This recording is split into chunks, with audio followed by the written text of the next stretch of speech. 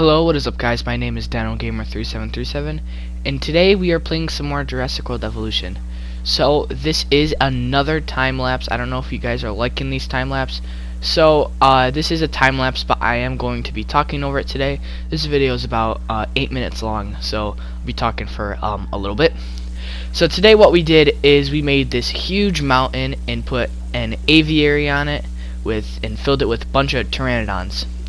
And then we also built some more hotel rooms, and then we did some I think we did some more work on the tour.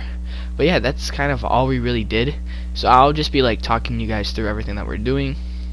And so I am having some problems with the park. For example, space. I don't think we're gonna have enough space because, like I said, oh yeah, in the beginning episode, we're gonna have plenty of space, but I don't think we're gonna have a lot of space. So we might have to like make some changes to that, which I really don't want to do, but we might have to anyway. And so here you can see the aviary is gonna go on top of this huge mountain, but the path is pretty steep. So what I just tried to do was I was here for like 2 minutes, just trying to flatten out everything. And so yeah, you guys like this video if you guys like this series, because I really like this series, like me trying to recreate Jurassic Park, because I've done it in the past.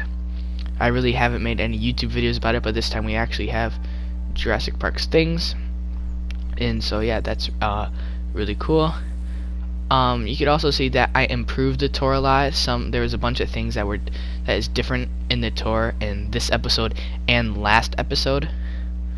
So I changed the tour ride a lot. I also connected it up so I could drive the Jeeps and do all that cool stuff. So you can see right here, I got into the Ford Explorer, which is actually one of the best cars in the game. And I'm just went up this hill to see if I could drive up it, because I know this car is like, it really can't, like, it slows down a lot when it goes up hills, and it was kind of slowing down. You hear it in the background. I can, but it's like almost like it's squealing because of like how like hard it is. And then I get the Ranger team, because I know the Ranger team is like really good with driving uphill and everything. And it just flew up there like it was a piece of cake. But that's because the Ranger team is used to that stuff. So yeah. And so now we built another hotel area, because I was like, why not? And the aviary needs to be connected to a path, so I just didn't want one huge path just connected to it. It just doesn't really make sense. So here's one problem. When I was doing it, you could see that the hotel was not lined up, but that's because it wasn't the hotel's fault. It was the path placement. You can see there's a little goat right next to the hotel, because I was doing some work on the Proceratosaurus habitat. If you guys didn't know, I was doing work on that, and the goats escaped. So far we have the Brachiosaurus and Parasaurolophus in the first enclosure, and then we also have Proceratosaurus in the second enclosure right next to it, which we added the Proceratosaurus last episode. They're like the little blue dinosaurs. They're like the super tiny ones. And then we added Metracanthosaurus, which is like the yellow one that's like stuck in the forest habitat right next to where I'm building this. So here, I took a couple minutes just trying to figure this out, because this path was just messing me up. So I was just trying to find a way. And so what we have to do is we're going to have a dead end leading nowhere. But that's just what we have to do. So I just left it like that. And so yeah, you can see the little goat walking on the road. It's really funny. But yeah, so we are making the path right now. I try to smooth it out a little bit more, and then you could see the aviary. It is now the biggest building in the game. You could just see how big it is.